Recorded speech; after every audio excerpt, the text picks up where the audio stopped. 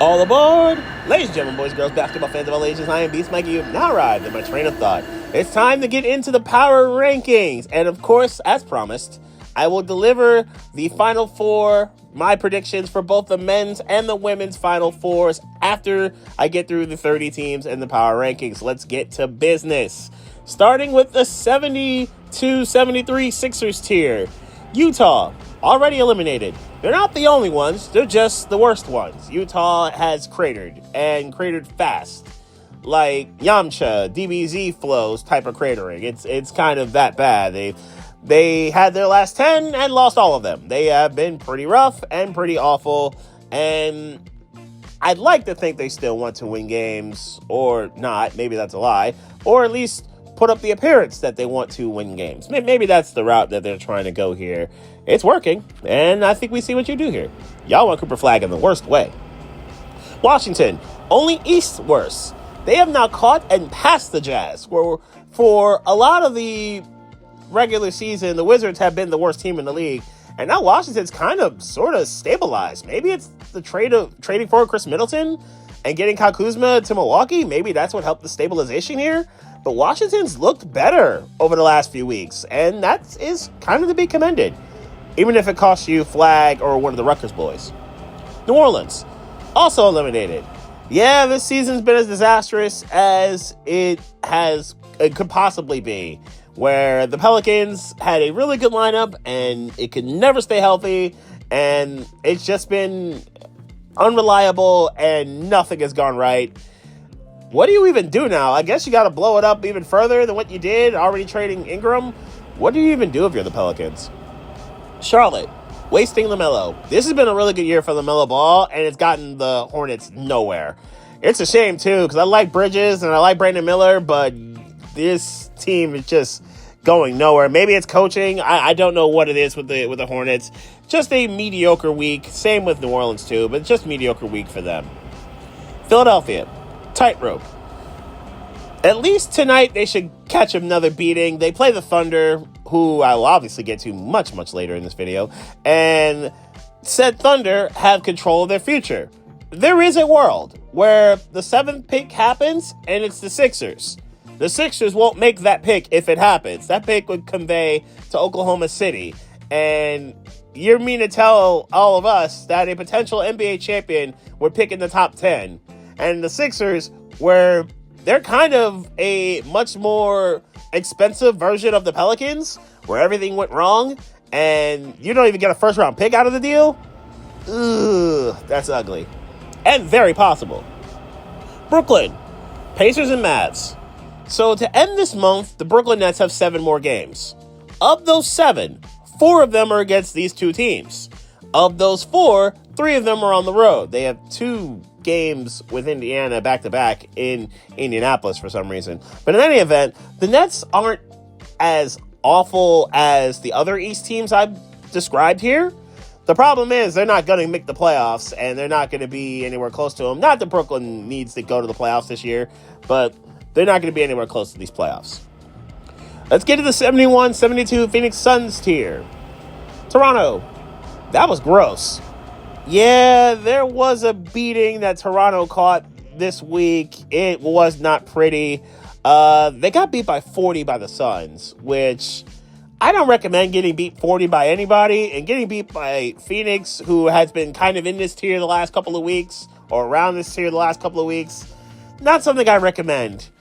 At the very least, nobody's really worried about Toronto getting cooked. As long as Scottie Barnes is healthy and continuing to do what he does, just get him some help other than Brandon Ingram, and I think he'll be okay. Miami, 10 seed, right? There is a world where the Miami Heat miss the playoffs, and honestly, I want that world to be this one with the way the Miami Heat are playing. This is kind of gross where the Heat have looked this bad. They've lost 8 straight. They can't seem to close games. There's just no consistency. I got a lot of Miami Heat friends in my social media feed. Well, look for Beast Mike on Twitter and various other social media platforms. But it's not good. It's not good what you're seeing with the Heat, what I'm seeing with the Heat, what we're all seeing with Miami. It's just no bueno. And they're going to be on primetime tonight on ESPN in about 80 minutes. Okay, I guess we're going to watch Cade Cunningham do his thing against them. They play the Pistons, if you haven't picked up on it. Anyway, San Antonio. Sadly, can't simulate. Yeah, Spurs can't simulate to the draft. There's a lot of pretty much every team in the previous tier would, and the Spurs probably need to and want to as well with the way that the things have happened for San Antonio over the last few months. With losing Popovich to his health scare, with losing Wemby to the blood clot stuff, and now losing De'Aaron Fox to the pinky. They did get a game. They did win a game last week, San Antonio did, and they've been kind of okay, at least a lot of that with De'Aaron Fox, which is a shame that we can't see more Wemby and Fox, because San Antonio showed that they can put up some fights, but yeah, it's just not meant to be. And for San Antonio, okay, hit the reset button, come back swinging next season, ideally with Pop, Fox, and Wemby. And the Spurs could be very serious with those three, Stephen Castle, and whatever top 10 pick or picks they may end up with. Chicago might get 9th. Like I said, the Heat are cratering, so it's allowing the Bulls to basically Luigi meme their way to the 9th spot and home court advantage against Miami, or maybe even Toronto if they really crater, when it comes to the play-in tournament. Not that there's a real good prize at the end of it anyway for whoever's 7 or 8, but at the very least, you give yourself a shot to be 7 or 8, I guess. Dallas. Please miss playoffs. I don't want to see the Mavericks in the playoffs. I don't want to see a full-strength Mavericks in the playoffs, knowing that Kyrie Irving and Anthony Davis aren't going to be around. I don't want to see a short-headed Mavericks in the playoffs because, my goodness, you're even losing to the Sixers. And I get it, you're short-handed, but yikes. And I just don't want to see this. I don't think anyone wants to see this. The problem is, do we trust Phoenix or the next team I'm going to mention to catch them? That next team? Portland. Not dead yet. For all the teams that don't have a superstar or a bona fide top, let's say 40 player in the NBA, and Portland doesn't have one of those. Of all those teams, the Blazers are making some interesting strides and looking like they have some sort of pulse. A month ago, I wouldn't have believed it. But yeah, Portland's looking a little bit better. Now, where they stand right now, they are a clean 3 games behind Dallas, with Phoenix in between. Phoenix is a game behind the Mavericks for the 10 spot.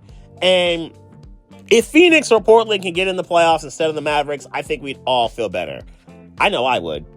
Portland is playing a little bit better. Scoot Henderson's playing better. And the people around him not playing too awful either. Portland, you could actually do this. You have one job. Same with the team that's going to lead off the 93-94 Nuggets tier. Phoenix. Brutal stretch. So Phoenix, as a lot of us have known, have the hardest schedule in the league post-trade deadline, which was obviously a couple weeks ago. This is the way that the Suns are going to end March. They get Chicago at home. Okay, cool, fine. They probably should beat the Bulls. Okay, good. Then you get Cleveland at home on Friday. That's not great. Then you get Milwaukee at home. Okay, at least you're at home, but now you're facing the best team in the East and a very good Bucks team. And then you're getting the second best team in the East in Boston. At least that's at home, but yikes. Minnesota, who's been coming on real strong lately. Yikes. The Rockets. And the Minnesota game's on the road. The Rockets, who are the third best team in the West by record. They also are playing at Phoenix. So at least it's a homestand for the most part, but that's an ugly stretch. Of those 6, you probably got to get 4, and one of them better be the Bulls, because if you don't get the Bulls game, I don't love your chances for the rest of them. It's going to be a rough stretch. You probably got to get 4 of the 6, regardless of 4. Preferably the Western ones, and maybe steal one of the games against the Cavs or the Celtics. Orlando, a signature win. Speaking of those Cavs, they had a long winning streak. Orlando's the team that broke it. And there were points in that game where Orlando was clamping the Cavs down. And I get it, Evan Mobley didn't play. But the fact that Orlando was able to lock down Cleveland the way they did at different points in that particular game is very impressive. And with Wagner and with Banchero, you see something there, obviously. Can they get enough scoring and productive play around those two? If yes, the Magic could scare somebody in round 1. Atlanta, stable and mid. There's really not much else to say about the Hawks. They are just really good at being really mediocre. That's simply what they are and what their lot in life is. at least for their mediocrity, they're probably going to be the 7 or 8 seed when it comes to the play-in business, fighting with the Magic, because the Bulls don't seem to be good enough to catch them, and the Miami Heat are cratering. So, at the very least, Atlanta might have 2 shots to make the playoffs. Sacramento, Sabonis injury hurts. Yeah, not having Sabonis for the rest of this month is going to be a devastating situation. Sacramento was pretty stable and pretty level for the better part of the last few weeks, but not having your, now I can say, best player, it's a little bit of a concern. Can they hold it down without Sabonis for the rest of the month? They say it's about 10 days or so, but can they hold it down for the rest of the month? That's going to be the interesting question here. Detroit, still solid shape. The Pistons did have a bit of a rough week. They lost a couple games. It didn't look great for a couple battles, but Detroit's still in relatively good shape. They are going to be pretty clearly in the playoffs in the top 6 in the East. They're now currently 6th, but there's enough of a gap between them and Atlanta for that spot. Their fish to fry really is in their division between Indiana and Milwaukee. No one's catching Cleveland, but in that division. But Indiana and Milwaukee are the teams they're going to have to deal with. Speaking of Milwaukee, the Bucks are next. West Coast trip. I mentioned the Suns, and their schedule is really daunting. Milwaukee's is pretty bad, too. Aside from the game on Monday with Phoenix, let's get to where Milwaukee will be tomorrow. They'll be in Los Angeles playing Luka and the Lakers. That's still weird to say. They will be playing on Saturday. They'll be in Sacramento against the Kings and the Sabonis-less Sacramento team.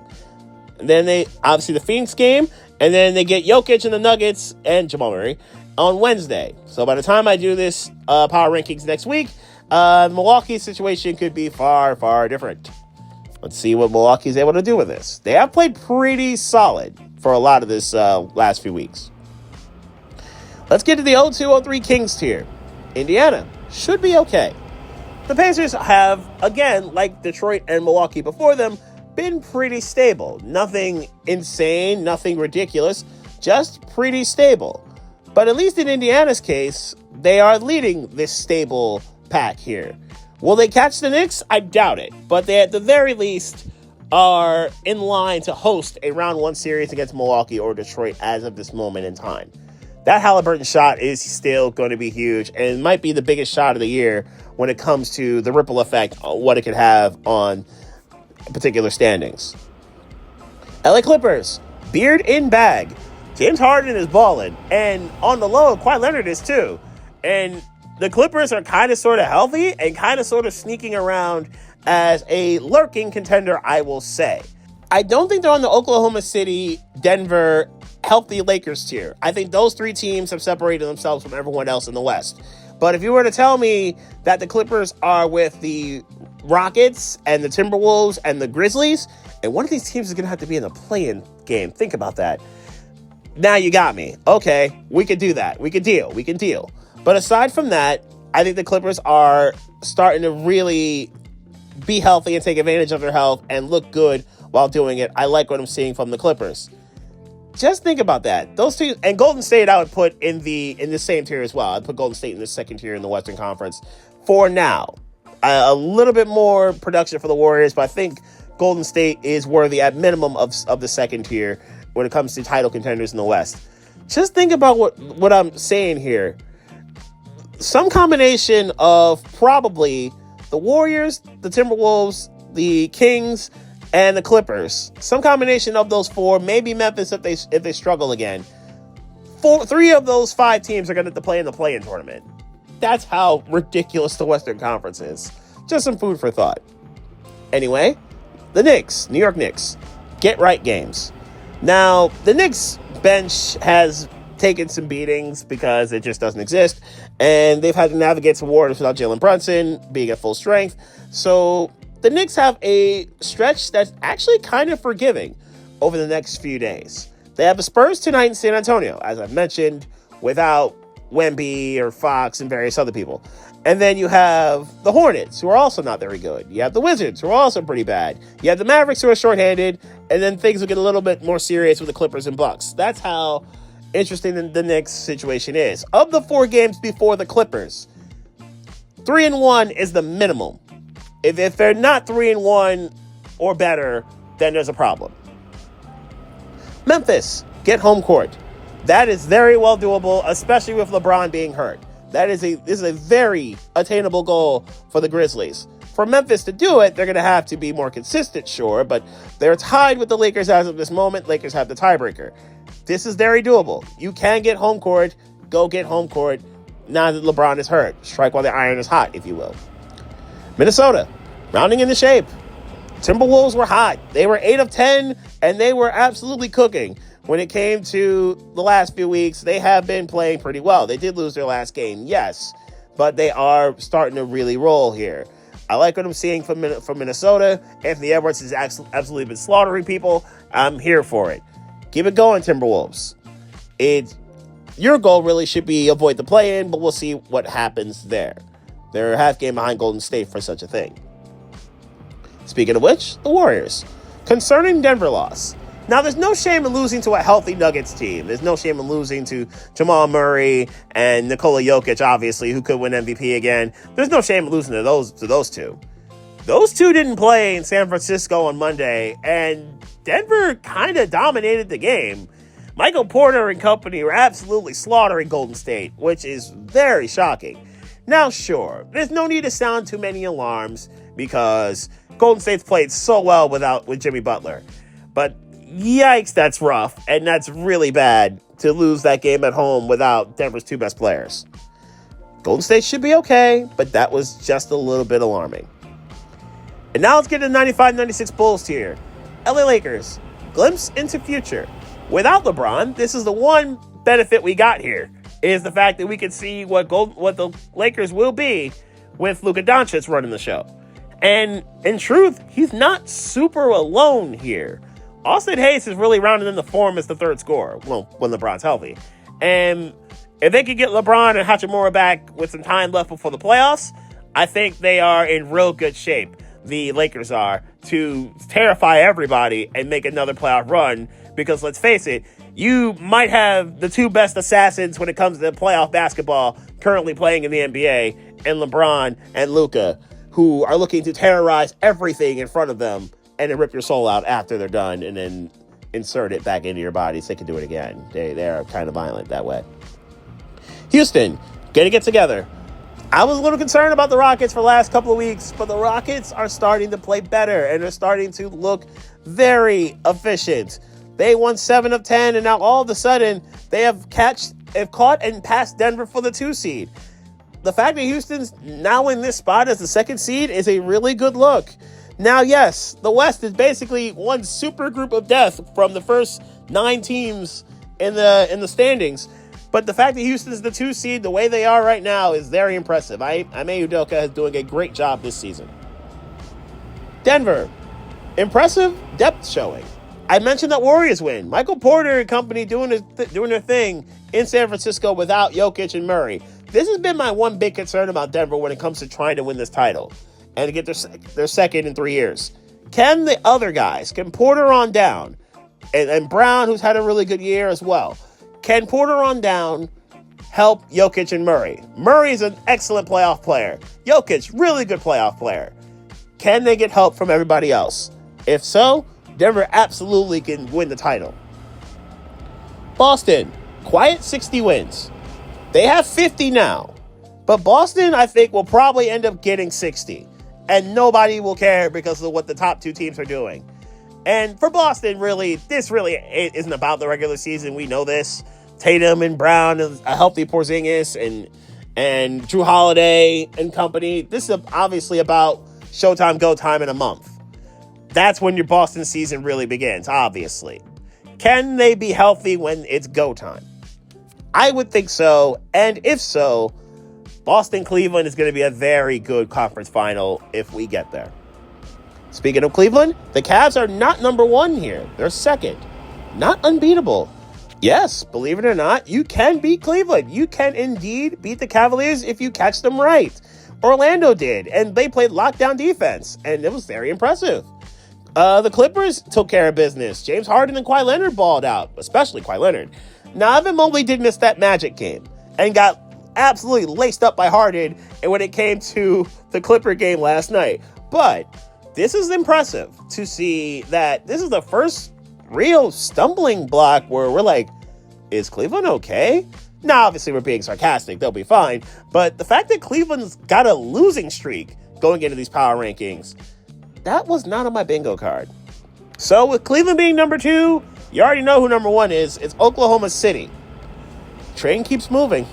There's no other way to say this. The Thunder are just a runaway freight train. They are absolutely steamrolling everything in front of them. They've won 9 of 10. SGA should win MVP. It's a scorching earth policy when it comes to the Oklahoma City Thunder. Everybody in front of them catches this work, apparently. Even Denver, who, yes, they did get their lick back in the rematch, caught a beat down in the first game. And this Thunder team against that Nuggets team, the Nuggets were healthy in the games in question. So, yeah, apparently everyone really catches this work when it comes to Oklahoma City. Just sustain it in the playoffs and save a lot of people from a Lakers-Celtics NBA final. Cleveland, you also have one job in the East. So there you have it. That is my power rankings for this week. But now we got some other business to take care of when it comes to March Madness, the Final Four, everything that is going to come with it, and that we're going to lose basically the remaining part of our week to college basketball, let it be known. So I was going to do Final Four, but actually I'm going to go a little further than that. I'm going to go with the Elite Eights in both brackets. I'm going to start with the men's. The men's tournament starts first, so I'm going to start with the men's tourney. My Elite Eight. I have Auburn beating Michigan State. I have Florida beating St. John's. I have Alabama beating Duke. And I have Houston beating Kentucky. I wish BYU were not in Alabama's bracket. Alabama's offense is so good. It's ridiculous. I wish BYU were in a different bracket. I would have loved to have picked the Cougars, who I think are underseeded. That's a 6th seed, to go to the Final Four. But I just couldn't do it with Alabama there. Another thing about my bracket this year, I really did think long and hard about picking Sparty over Auburn, but I think Auburn's slightly better team. I love the story, obviously, with St. John's, but I just couldn't pull the trigger on that one. Kentucky, I did see the meme the ESPN dropped where Kentucky seems to take L's to low seeds in the NCAA tournament first round. And there's a Kentucky Twitter follower who did not like that and was not happy with ESPN for that. Yeah, these are facts, though. They do like that. And for Houston, I have to think one of these years they're going to make it through, right? Right? Well, this year for me, no, they do not. My national championship game is Alabama versus Florida. And then the Gators, I think, with too much depth, they cut down the nets. The Gators go win the title, and it'll be their first in almost 20 years. So I think the Gators are going to win the men's national championship.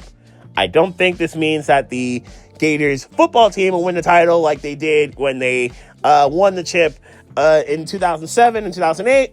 But I do think the Gators basketball team's overall depth, I think their overall strength will get it done and win the title. Now to the ladies. And to be honest, the ladies tournament, I think is going to be just as good, if not better than the men's, because I think the women's tournament was outstanding last year and I think was way better than the men's. Then again, it was way less predictable too, so that may be part of it. Anyway, women's bracket and the Elite Eight in this field. I went with UCLA and LSU in their region. UCLA wins that. USC in Connecticut, and we're talking maybe the two best players in the tournament in the country, and Paige Beckers and Juju Watkins. Juju gets it done. SC back to the Final Four. SC to the Final Four.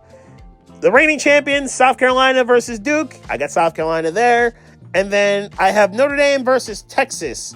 And I have Notre Dame, who I think is underseeded. I think the Irish will go to the Final Four in the women's bracket there. So that's my Final Four. The two LA teams, and then South Carolina and Notre Dame. Of those teams, Juju Watkins and company get their third win against the Bruins this season. This is round 4. They played in the Big Ten Championship. UCLA got that one. USC got the regular season. So I think SC will get this one done and win the series 3-1. And then I got South Carolina beating Notre Dame. And then ultimately South Carolina retains the women's national championship. Dawn Staley's effectively the final boss when it comes to women's college basketball. She keeps her seat on the throne, and South Carolina wins the national championship. So there you have it. I've got two SEC teams winning their respective national championships. South Carolina for the women, Florida for the men. Post your picks below. Post them on social medias, on the handles where I share the links and whatnot. And I've got some mock drafts to do with the Dolphins and how I would do a 7-round mock in every situation. That will be the first stop of my next train of thought.